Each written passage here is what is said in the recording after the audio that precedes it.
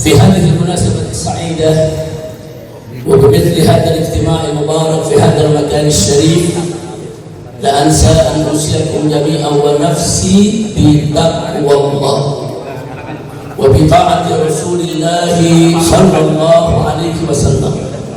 فنسأل الله سبحانه وتعالى أن يجعلنا جميعا من المتقين. Amin ya rabbal alamin.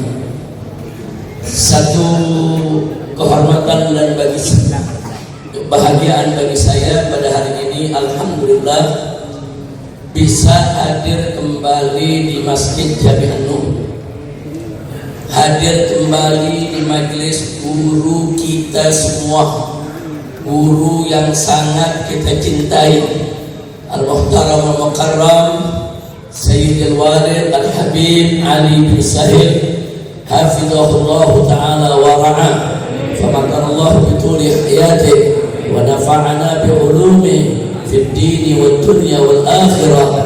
Amin ya rabbal alamin. Alhamdulillah hadir bersama kita begitu banyak para habaib, para kiai, para alim ulama yang kita tidak sebutkan satu persatu nama-nama beliau, tapi sedikit pun tidak mengurangi rasa cinta, begitu juga penghormatan, takrim, takdim kita untuk para habaib dan para ulama kita. Kita doakan semoga semua habaib dan ulama kita senantiasa dijaga oleh Allah Subhanahu wa taala, dipanjangkan umur dalam taat dan ibadah, dalam sehat wal afiat, diberikan kemenangan dalam setiap langkah perjuangan dakwahnya, bahagia dari dunia hingga akhirat. Amin ya rabbal alamin. Hibadil kiram, kalau masuk bulan Maulid, khususnya masuk tanggal 12 Rabiul Awal seperti hari ini, ada dua kelompok umat Islam, saudara, yang menarik untuk kita perhatikan. Yang pertama kelompok Farhan, yang kedua kelompok Qutban. Yang pertama kelompok Farhan artinya kelompok yang senang masuk bulan Maulid, gembira, bahagia dia masuk bulan Maulid. Wah, di mana-mana berlomba-lomba merayakan peringatan Maulid, saudara. Di mana-mana memperbanyak baca selawat, senang, gembira, bahagia. Ini saya sebut kelompok Farhan, saudara. Yang kedua kelompok Qutban.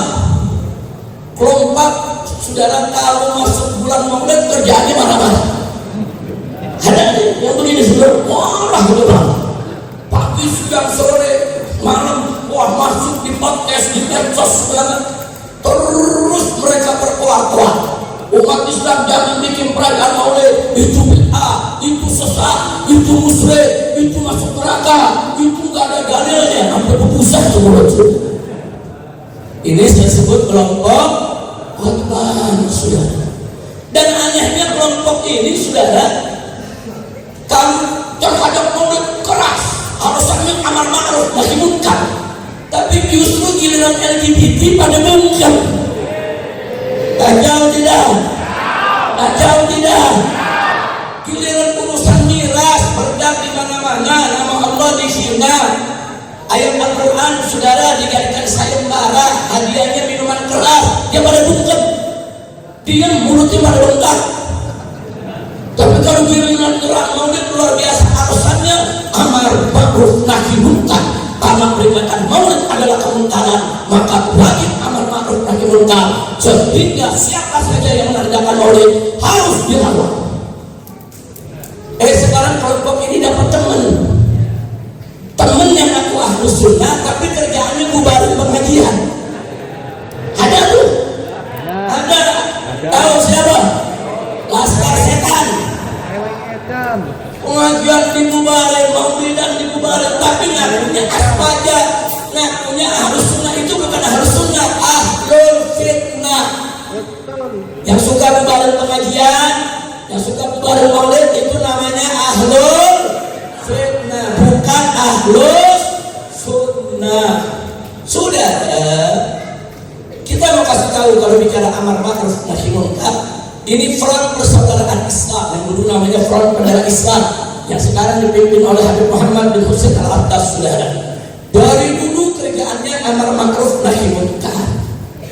Puluhan tahun kita lakukan amar ma'ruf nahi munkar. Amar ma'ruf nahi munkar itu ada syaratnya, ada rukunnya, ada etikanya, ada adabnya, ada tata caranya, saudara.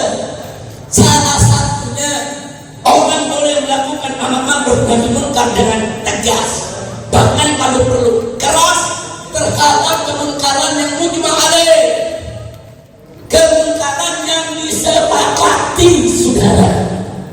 Minuman keras, saudara, haramnya disepakati, wajib kita amar ma'ruf nahi munkar. Zina haramnya disepakati, wajib kita amar ma'ruf nahi munkar, saudara. Cegah. Kenapa? Karena haramnya disepakati. Rokok haramnya tidak disepakati, saudara. Ada yang bilang haram, ada yang bilang makruh, saudara. Ada yang bilang boleh, bahkan ada yang bilang sunnah yang doyan. Kacau tuh yang doyan. Ya, rokok kan minimal mubah, tapi yang pantas makruh lah. Nah, tapi kalau saya punya guru, saudara, saya punya walid, tapi Salim As-Syafiri mutlak di tiap pengajian dia bilang rokok haram. Yang saya ingat, beliau hadir di Madura. Ke Madura kumpul di satu masjid, semuanya dibayar ingkari rokok. Tuh kiai Madura pakai duduk sambil mewah atau nahabe udah masing-masing punya gudang tembakau. Alhamdulillah anak melihat rokok sesuatu yang gak mujma' dari segala haram. Nah, sesuatu yang haramnya diperdebatkan, nggak boleh kita nahi munkar, saudara. Nggak boleh kita nahi munkar dengan tegas. Pedagang rokok ubah abrik, warung rokok rubuhin, nggak boleh. Kenapa? Karena kemungkarannya tidak disepakati. Kira-kira jelas gak? Jelas gak?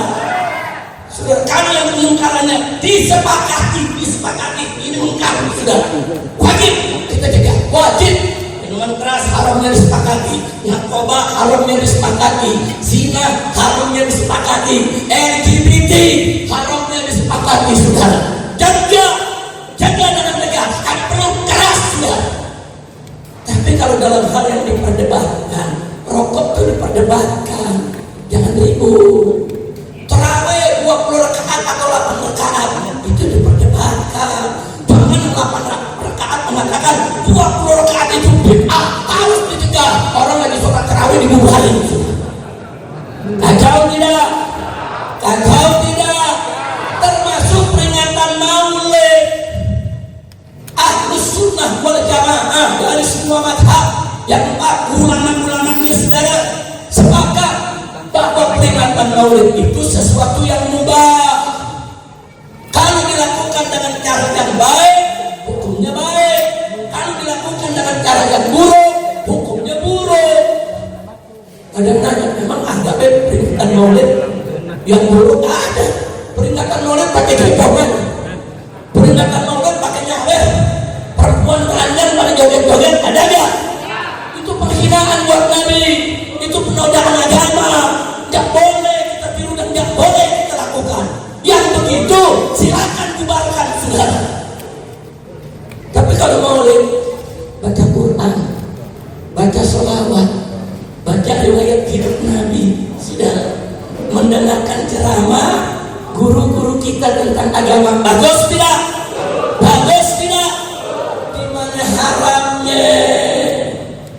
Masya Allah. Di sini nih kita lihat yang hadir rapi, pada pakai baju koko, ada yang pakai gamis, ada yang pakai tiki, nggak ada kan ketek kelihatan.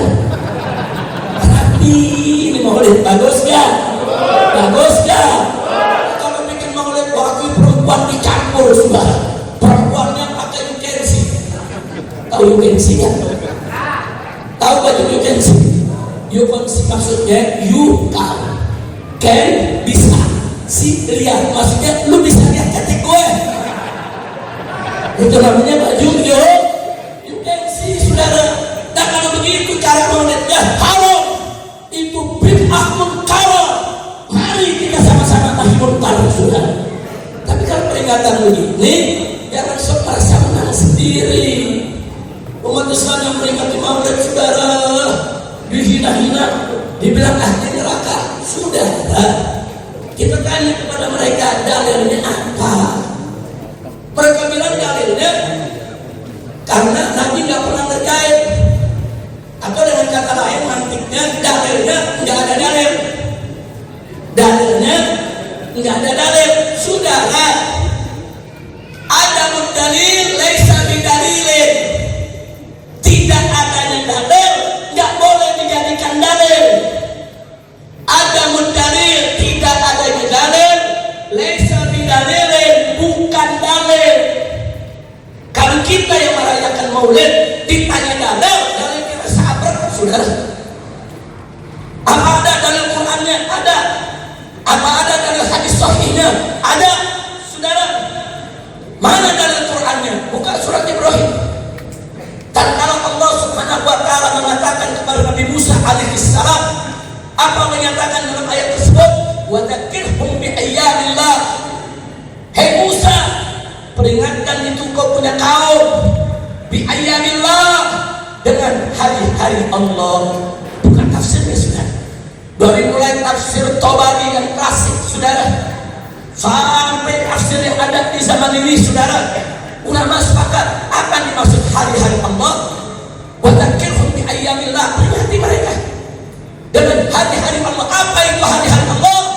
Hari-hari bersejarah, baik yang di dalamnya terdapat limpahan nikmat Allah yang wajib disyukuri, maupun sejarah yang di dalamnya terdapat ujian berat yang harus disabari. Nah, jadi itu makanya pada saat Nabi hijrah dari Mekah ke Madinah, Nabi di Mekah sudah biasa puasa Asyura, saudara, dengan para sahabat. Begitu beliau di Madinah, tinggal di Madinah, menyebarkan Islam di Madinah, saudara, suatu ketika Nabi melihat orang-orang Yahudi pada tanggal 10 Muharram, hari Asyura, saudara, ternyata mereka juga puasa, bahkan bersenang-senang. Nabi tanya kepada mereka, ada apa dengan kalian? Hari ini puasa dan bersenang-senang. Mereka katakan, ini adalah hari kemenangan Nabi kami Musa. Tatkala melawan Fir'aun, tatkala dikejar oleh Fir'aun, Tuhan menyelamatkannya. Fir'aun ditenggelamkan. Ini hari kemenangan Musa, ini hari kebahagiaan kami. Apa jawab Nabi alaihi salatu wassalam, saudara? Nabi mengatakan, nahnu ahaqqu minkum. Saudara, ini namanya apa? Bani Israel, umatnya Nabi Musa, memperingati hari bersejarah. Begitu Nabi tahu, Nabi gak mau kalah. Umat Islam harus lebih menghargai sejarah para nabi. Subhanallah. Kira-kira jelas kan? Kembali ke ayat tadi, wa dzakirhum bi ayyamillah. Kata Allah, ya Musa, peringatkan itu kau punya kaum dengan hari-hari bersejarah. Ini ayat dijadikan dalil oleh Ahlus Sunnah wal Jamaah untuk memperingati hari-hari besar Islam, saudara. Hari besar Islam yang mana saja yang punya sejarah, saudara. Apakah itu hijrahnya Nabi di tahun baru, saudara, kita rayakan dengan peringatan tahun baru Islam? Apakah itu di bulan Rabiul Awwal, hari lahirnya Nabi, hari bersejarah? Apakah itu di bulan Rajab, hari Isra Mi'rajnya Nabi adalah hari bersejarah? Apakah itu di bulan Ramadan, ada peristiwa nuzulul Quran, hari yang juga penuh bersejarah? Semua hari bersejarah Islam, saudara, diperingati oleh para ulama. Dalilnya ini, wa dzakirhum bi ayyamillah. Jadi saya mau tanya, kalau gitu mau lihat dalilnya dari Quran? Ada. Yang teriak-teriak nggak ada, katanya hafal Quran 30 juz. Lu nggak baca ayat kali? Jangan-jangan di apa semua ayat ini doang yang nggak baca. Ini ada ayatnya, bahkan saudara, kalau kita ditanya apa hukum memperingati HUT kemerdekaan Republik Indonesia, saya bertanya, hari kemerdekaan Republik Indonesia bersejarah tidak? Bersejarah tidak bagi umat Islam Indonesia? Karena kita memperingati hari bersejarah boleh tidak? Peringati hari bersejarah, hari yang penuh anugerah nikmat-nikmat Allah, atau sebaliknya hari yang penuh ujian menuntut kesabaran. Peringati. Jadi jangan tadi bilang bahwa dekat bid'ah juga. Giliran maulid dia teriak bid'ah, giliran HRI nggak berani dia teriak bid'ah. Aku takut. Kacau udah. Jadi beraninya cuma maulid lagi dobok-dobok. Nah, kira-kira saya sampaikan jelas tidak? Lalu hadis Nabi bagaimana? Sering kita ulang-ulang di mimbar-mimbar. Sudah hadis sahih. Nabi ditanya, su'ilan Nabi sallallahu alaihi wasallam an yaumi itsnain, an shaumi fi yaumi itsnain. Nabi ditanya oleh sahabat, saudara, ya Rasulullah, kenapa kau puasa setiap hari Senin? Nabi ditanya, tiap hari Senin Nabi puasa. Ditanya, kenapa sih hari Senin kita puasa? Apa jawab Nabi? Saudara, fihi wulidtu. Hari Senin itu hari yang aku dilahirkan di hari tersebut. Fihi wulidtu, itu hari kelahiranku. Fihi wulidtu. Saya ulangi, Nabi tanya, kenapa Anda puasa tiap hari Senin?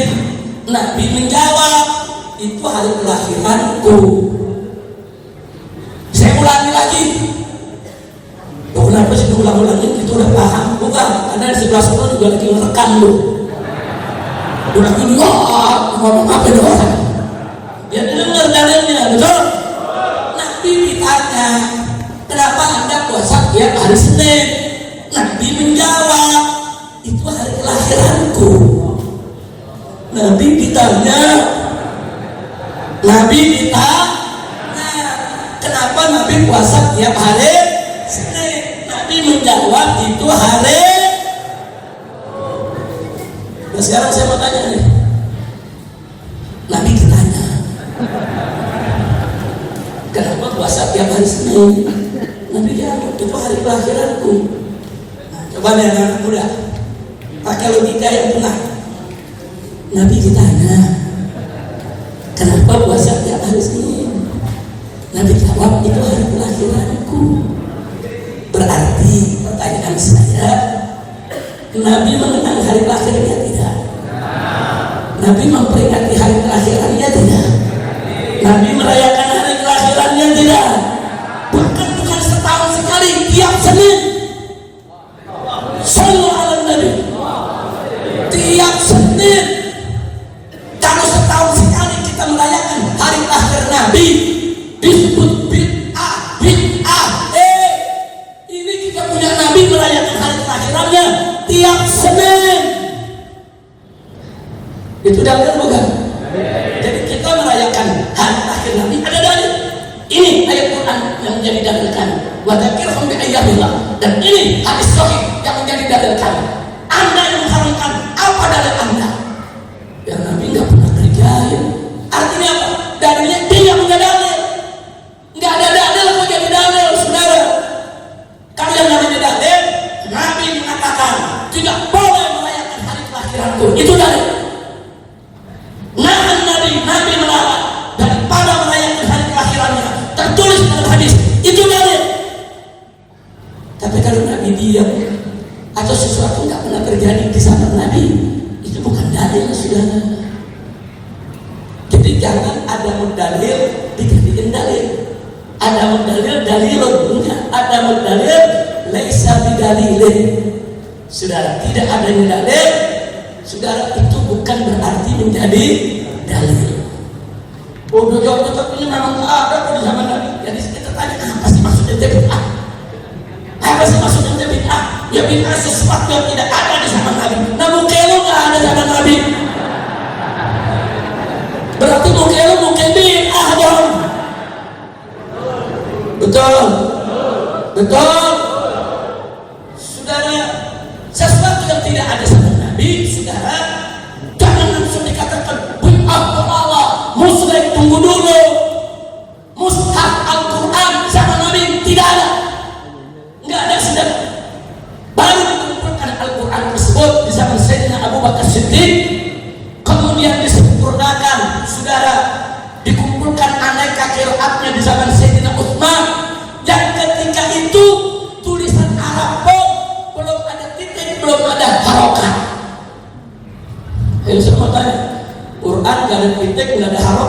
baca aja. Jangan kata ente, orang Arabnya dia juga bingung. Fat amat kok nggak ada titiknya. Mau fat mau ya sama tulisannya. Kalau ada di tengah yang namanya ba, ta, sa, nun, ya di tengah sama tulisannya. Bagaimana bacaannya bagaimana? Zaman Nabi tidak ada, sudah. Zaman Sayyidina Abu Bakar tidak ada, zaman Sayyidina Utsman tidak ada. Mulai muncul penulisan zaman Sayyidina Ali dan seterusnya sudah. Nah, apa kita mau katakan harokat di mushaf Al-Quran itu bid'ah, dhalalah? Apa kita mau katakan saudara titik-titik dalam huruf Arab itu saudara bid'ah, dhalalah? Tidak. Bahkan hadis Nabi dilarang oleh Nabi untuk ditulis. Nabi yang larang, ada hadisnya saudara. Nabi mengatakan la taktubu anni, hei sahabat, jangan kau tulis apapun dariku kecuali Quran. Enggak ada. Tapi kemudian lahir Imam Bukhari, Imam Muslim, Ashabus Sunan, dikumpulkan itu hadis buat kita saudara. Itu yang teriak-teriak bid'ah tiap hari baca Bukhari Muslim. Bukhari Muslim itu sama Nabi enggak ada. Saudara, enggak ada sama Nabi hadis dikumpulkan, tidak ada. Nah, jadi jangan beku, jangan kaku cara berpikir ya saudara. Nah, jadi sesuatu yang tidak ada sama Nabi bukan berarti nggak boleh. Mushaf Quran karena Nabi nggak ada, sekarang ada, alhamdulillah. Kitab-kitab hadis zaman Nabi nggak ada, tapi sekarang tersebar luas, alhamdulillah. Sudah. Dulu zaman Nabi masjid, saudara, nggak ada karpet, adanya pasir.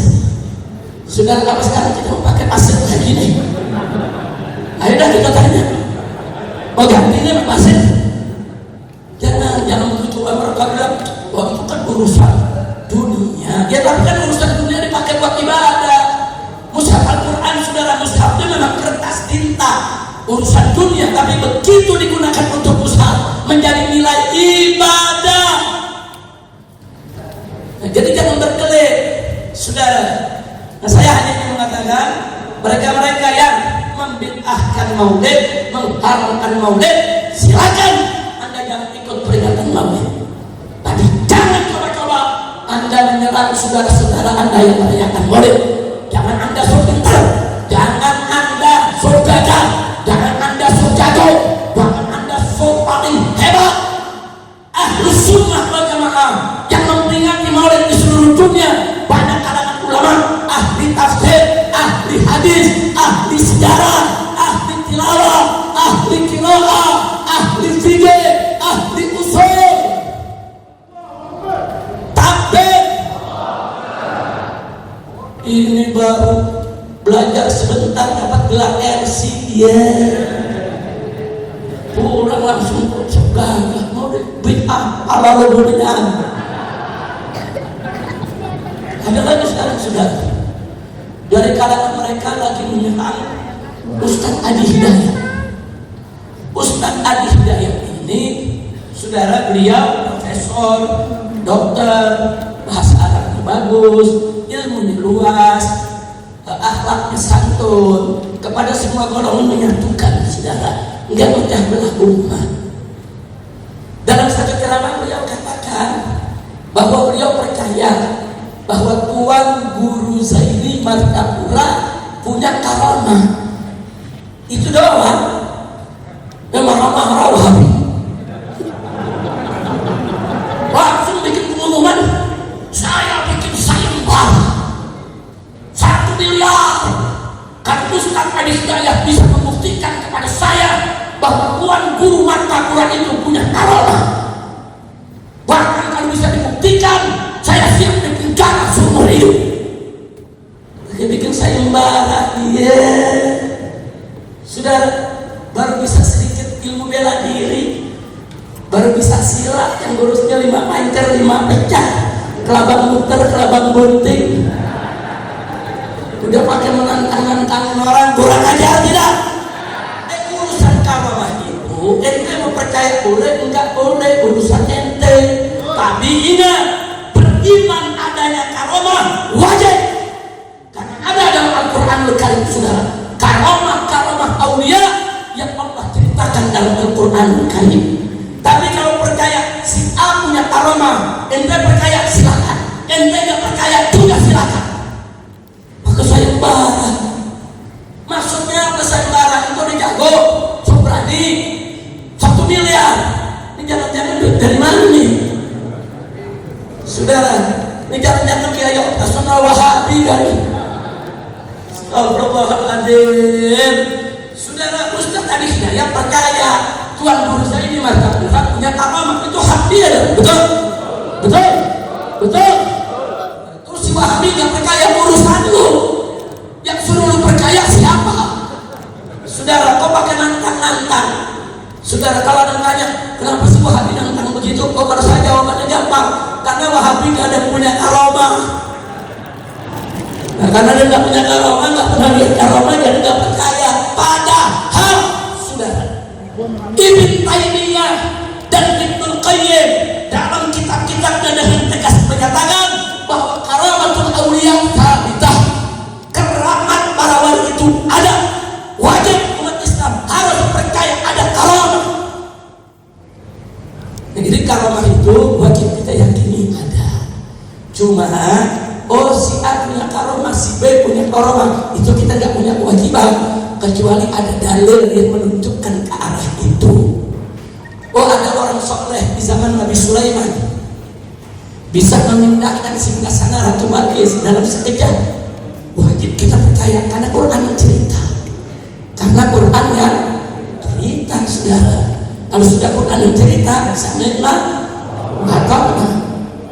Siti Maryam alaihissalam, Allah kirimkan lewat malaikat Jibril Maidah minal jannah, makanan dari surga. Karomah, saudara, wajib kita percaya karena ada dalam Al-Quran, saudara. Di dalam hadis-hadis Nabi banyak menceritakan ulama-ulama salaf yang punya karomah. Wajib kita percaya karena Nabi yang menceritakan. Kalau sekarang ada mengatakan ulama A, B punya karomah, yang menyampaikan melihat sendiri, yang menyampaikan ulama juga, yang bisa dipercaya, percaya saja, saudara.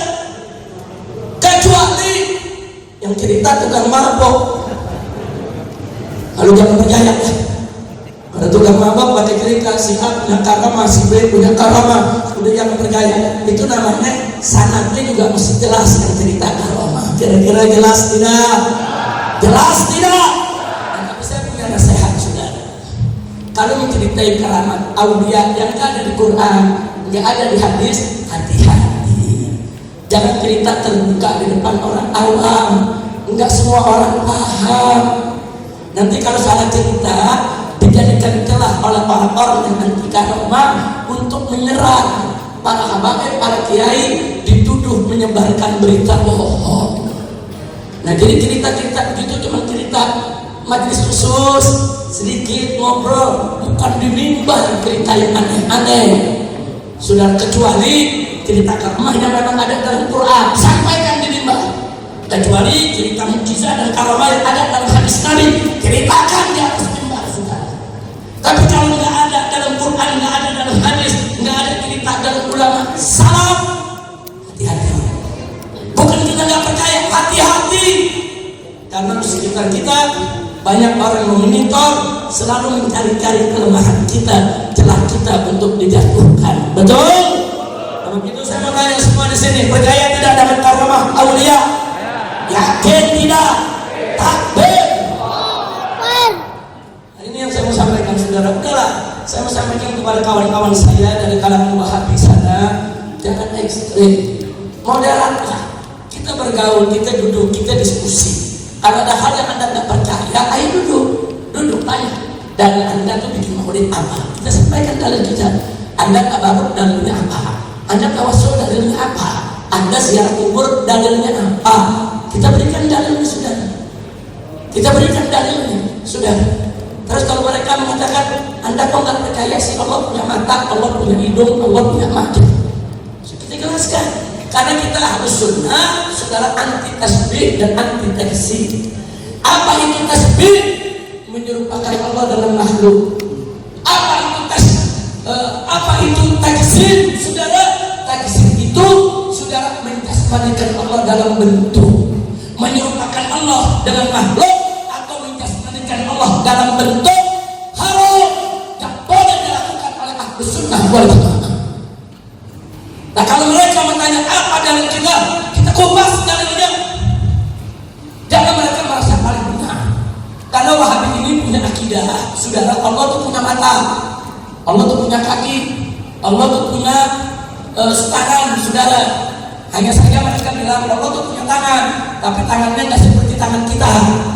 Allah itu punya mata, tapi matanya tidak seperti mata kita. Allah itu punya kaki, tapi kakinya tidak seperti kaki kita. Terus dia bilang Allah itu ada di langit, duduk di atas kursi, seperti duduknya raja di atas singgasana. Ini kan akidah mereka memaksakan Ahlus Sunnah untuk percaya akidah omong kosong semacam itu. Kalau Allah duduk di atas kursi, berarti kursinya lebih gede dari Allah. Tajauh tidak? Tajauh tidak? Padahal Allah Akbar, yang maha besar siapa? Yang maha besar siapa? Ada yang lebih besar dari Allah? Tidak ada. Apa Allah butuh dengan makhluk? Apa Allah butuh kursi? Apa Allah butuh singgasana? Tidak ada, saudara. Innallaha ghaniyun 'anil 'alamin. Allah yang butuh dengan apa saja ada di alam semesta ini, saudara. Kira-kira jelas ya? Paham tidak? Nah, baik, saya tidak mau berpanjang lebar tadi, saudara. Saya hanya mengingatkan sekali lagi kembali apa yang tadi saya sampaikan. Masuk bulan Maulid ada kelompok farhan, kelompok yang senang, gembira, bahagia. Ada kelompok khotbah, kelompok yang marah-marah, saudara.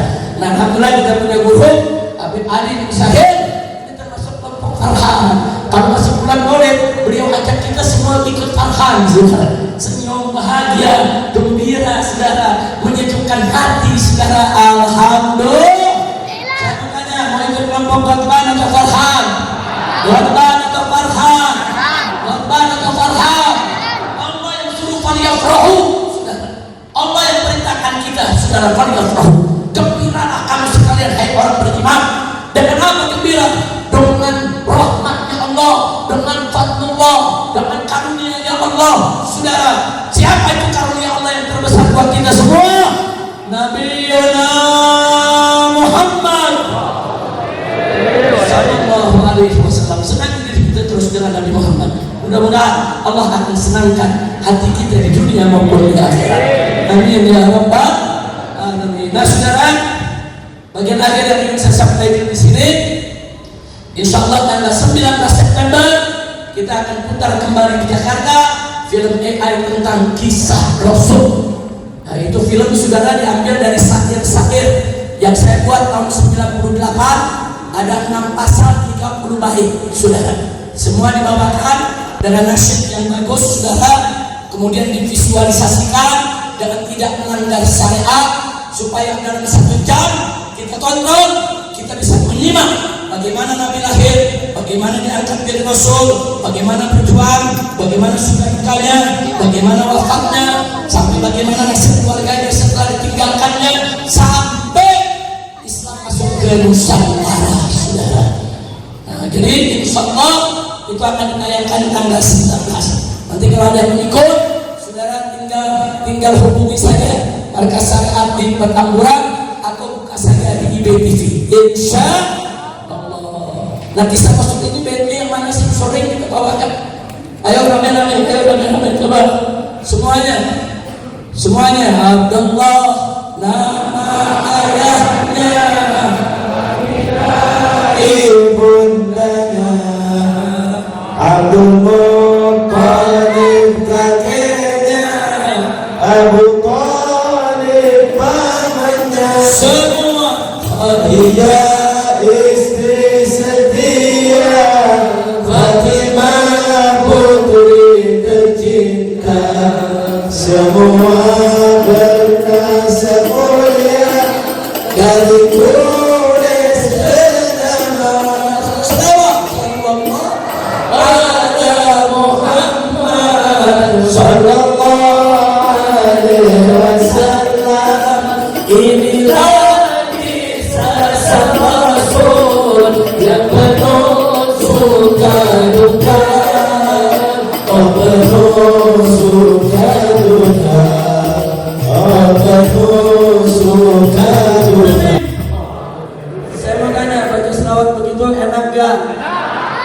ada? Itu baru satu pasal. Nah, film kisah Rasul ada 6 pasal, saudara. Nah, jadi digambarkan dengan film AI yang punya kualitas HD dengan videotron raksasa nanti, saudara, sehingga nanti pada saat kita lihat kita merasa ada di dalam perjuangan Nabi. Insya Allah, itu saja yang bisa saya sampaikan. Mudah-mudahan manfaat untuk kita semua. Mohon maaf atas segala kekurangannya. Doakan guru kita Sayyidul Walid Habib Ali bin Sahid agar Allah Subhanahu wa taala panjangkan umurnya dalam sehat wal afiat, dalam taat dan ibadah, diberkahi keturunannya, diberkahi keluarganya, diberkahi jamaahnya.